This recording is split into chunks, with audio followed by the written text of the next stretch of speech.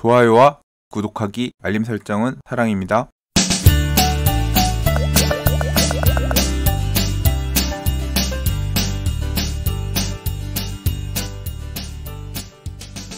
안녕하세요, 반갑습니다. 부동산입니다. 2020년 1월 7일 화요일입니다.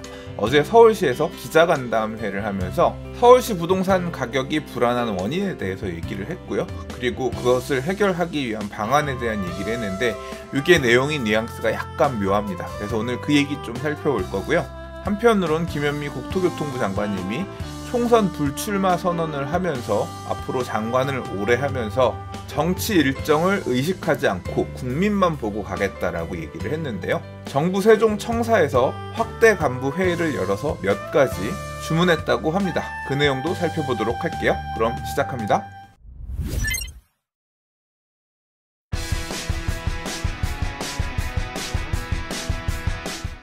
자, 첫 번째 뉴스입니다. 집값 급등에 반격 나선 서울시라는 제목의 기사예요. 자, 첫 번째 뉴스입니다. 집값 급등에 반격 나선 서울시라는 제목의 기사예요. 기사 내용을 먼저 좀 읽어볼게요.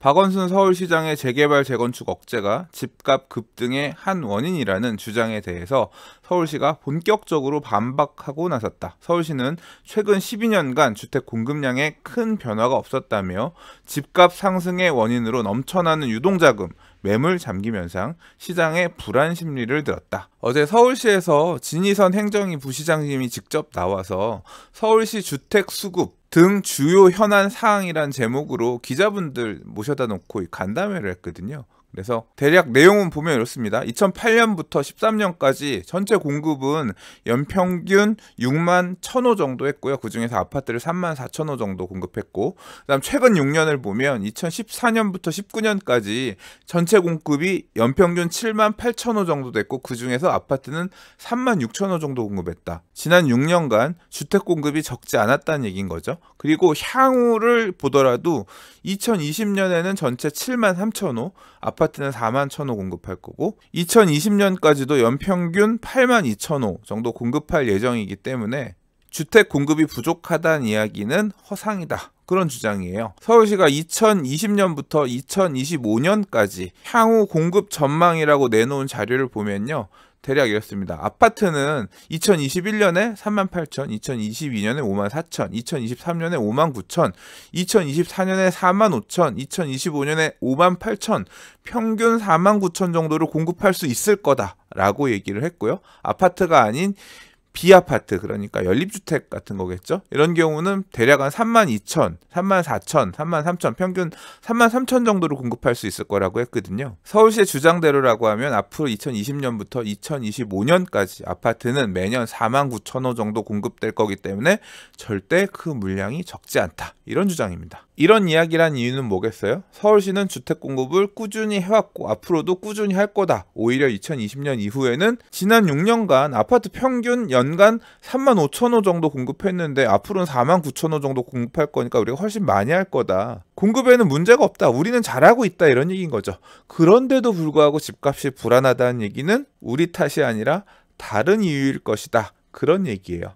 그래서 이 기사 제목이 집값 급등에 반격 나선 서울시라는 겁니다. 그런데 이 발표를 놓고 의문들을 계속 제기하고 있어요. 첫 번째, 2021년에 아파트 공급 물량에 대한 얘기예요.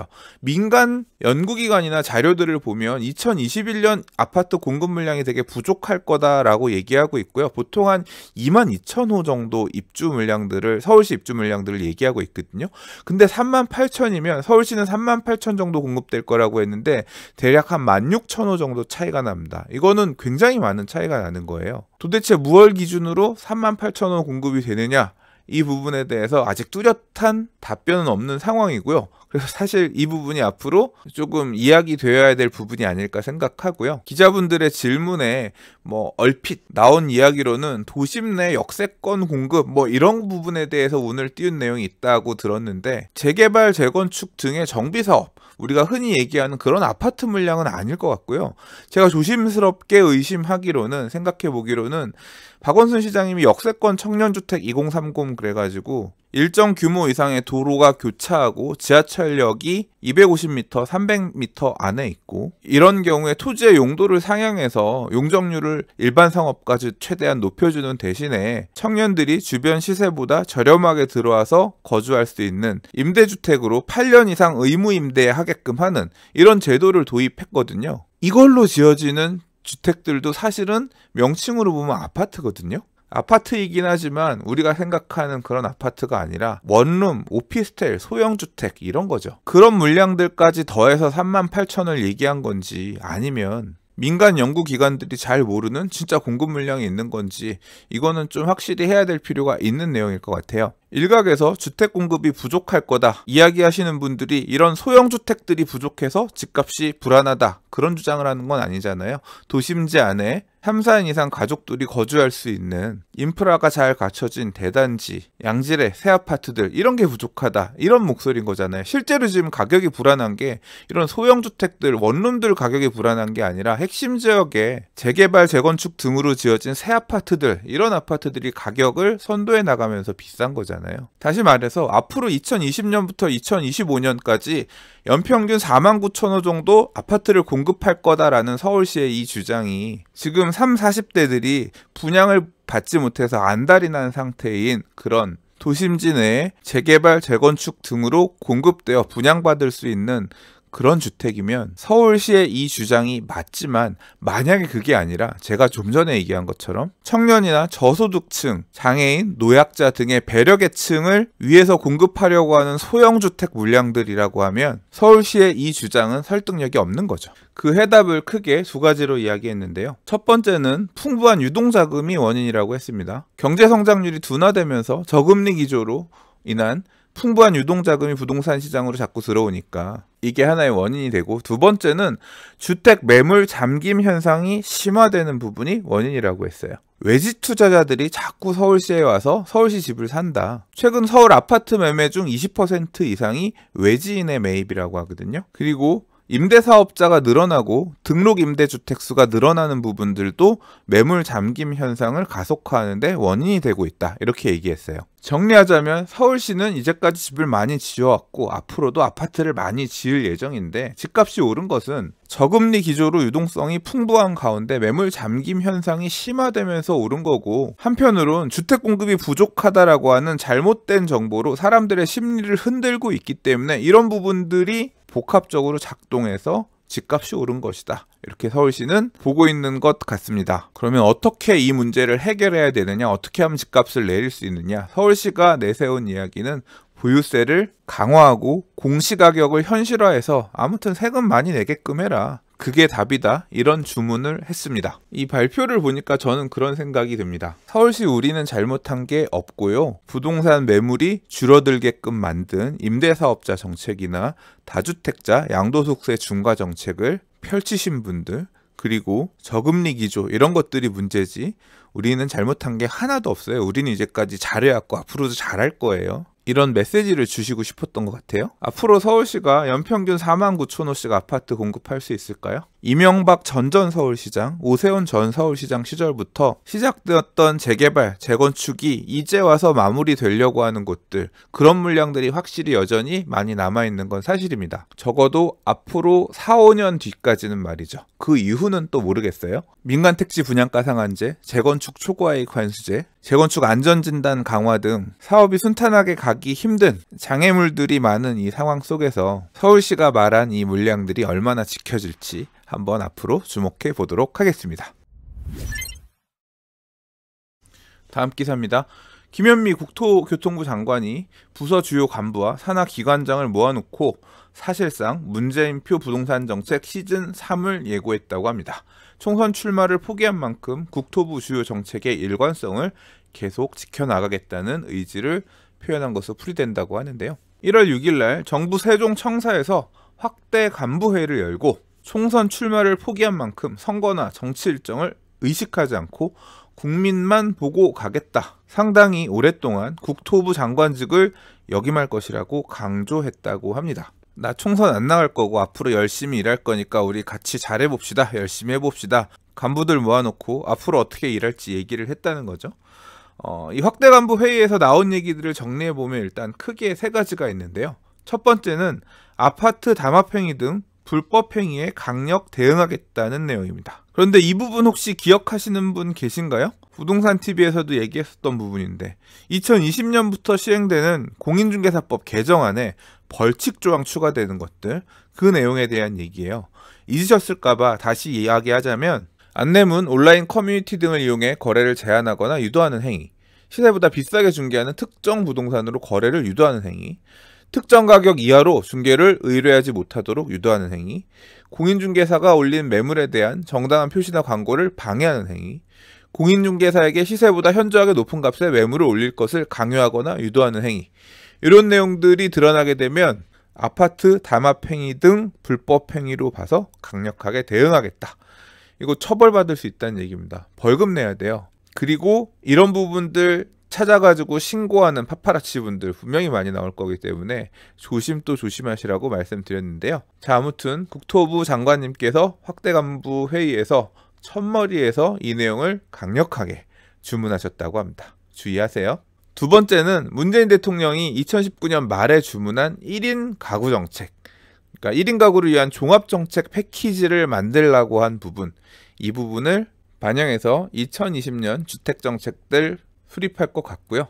세 번째는 3기 신도시와 관련된 광역교통비전 2030 후속 조치의 차질 없는 진행이라고 합니다. 3기 신도시의 주택 공급이 원활하게 잘 되고, 그리고 비껴있는 1기, 2기 신도시 주민들의 불만들도 잘 잠재우려면 광역교통망이 잘 갖춰져야 될 거 아니에요. 그렇기 때문에 이 부분도 중점을 두어서 추진을 하겠다, 이런 의지를 익히고요. 그 외에 마지막으로 정권 초기부터 이야기했었던 복잡한 공공임대주택의 유형을 통합하고 정비하는 작업도 본격적으로 추진을 해서 2022년까지는 완료하는 것이 목표라고 합니다. 사실 기사에서 언급된 김현미 장관께서 힘을 주어서 이야기하셨던 부분이 그렇게 문제가 있거나 이슈화될 만하거나 거부감 들 만한 말씀은 안 하시지 않았나 개인적으로 생각하는데요.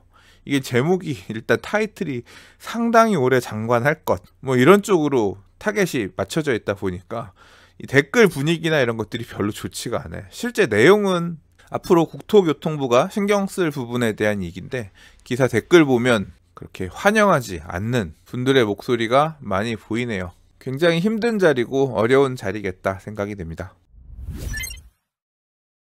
자, 다음 기사입니다. 저도 이거 인터넷에서 본 적 있거든요. 이 한국 사람들이 부동산 취득 등에 있어서 외국인에 비해서 역차별받고 있다, 뭐 이제 그런 의미로 만들어진 짤들이 막 여기저기 돌아다니는 거거든요. 특히 근래 금융 관련해서 부동산 규제들이 많이 생기다 보니까 대출 안 나오고 이런 거 되게 많죠. 부동산 스터디 카페에도 대출 관련된 질문들이 정말 어마어마하게 많이 나옵니다. 대출이 막혀서 곤란한 분들의 질문들이 굉장히 늘어나고 있는 상황인 거죠. 우리나라 사람들은 대출 안 해주고 외국인들 대출 많이 해주고 그럼 열받겠죠. 그래서 이 기사가 그 내용의 팩트 체크를 해봤다고 해요. 정리하자면 외국인에게도 내국인과 동일한 대출 규제가 적용된다고 합니다. LTV, DTI, DSR 모두 똑같이 적용된대요. 일부 시중은행의 경우에는 외국인 주거래 우대론 같은 상품이 있는데 이 상품도 통역 서비스나 해외 송금 수수료 할인, 주말 운영을 하는 이런 내용들이 전부지 외국인에게 부동산 대출 규제가 없다거나 그런 내용하고는 다른 서비스라고 합니다. 한편 취득세, 재산세, 양도소득세 등 부동산 관련 세금도 외국인이라고 해서 다른 거 없대요. 동일하게 똑같이 적용되는데 투자이민이란 게 있답니다. 그러니까 법무부 장관이 고시한 특정 지역, 현재는 제주도, 부산, 해운대 리조트 등 관광지역 일부래요.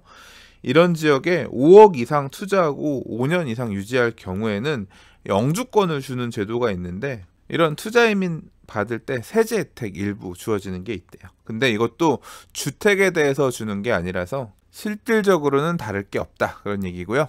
중국 동포가 공공임대주택 등 공공분야에서 혜택을 받는다는 주장도 사실이 아니라고 합니다. 다만 다문화 가족에게 주어지는 혜택은 일부 있다고 하는데요.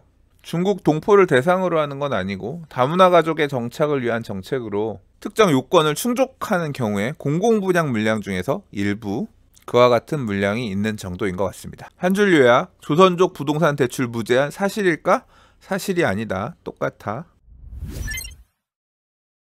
자, 오늘 준비한 마지막 기사입니다. 이 정비사업 할 때 진짜 돈이 계속 들어가요. 이것저것. 공사비도 요새 많이 들어가죠. 얼마 전에 한 시공사 사례 기사 읽지는 않았는데 강남에 있는 재건축 사업장이었는데 시공사 입찰 들어오라고 했는데 그 금액에는 못 들어가겠다고 560만 원인가? 제가 생각할 땐 도급공사비가 그렇게 적은 수준이 아니었던 것 같은데 시공사를 찾지 못해서 유찰되는 그런 사례도 나오고, 임대 아파트를 짓는다거나 세입자에 대한 보상이나 사업비가 늘어나는 이슈들은 굉장히 많이 생기는데, 서울 같은 경우는 민간특집 분양가 상한제나 허그의 분양가 규제 등으로 아파트를 원하는 가격대로 비싸게 팔 수도 없고, 수입은 크게 늘어나기 힘든데 지출되는 비용은 늘어나는, 참 이 정비사업하기 힘든 환경이 계속 만들어지고 있는 것 같습니다. 이번 얘기는 돈이 더 들어갈 부분에 대한 얘기인데요. 재개발 재건축 이주비 이자 지원금에 대해서 배당소득세를 15.4% 부과하라는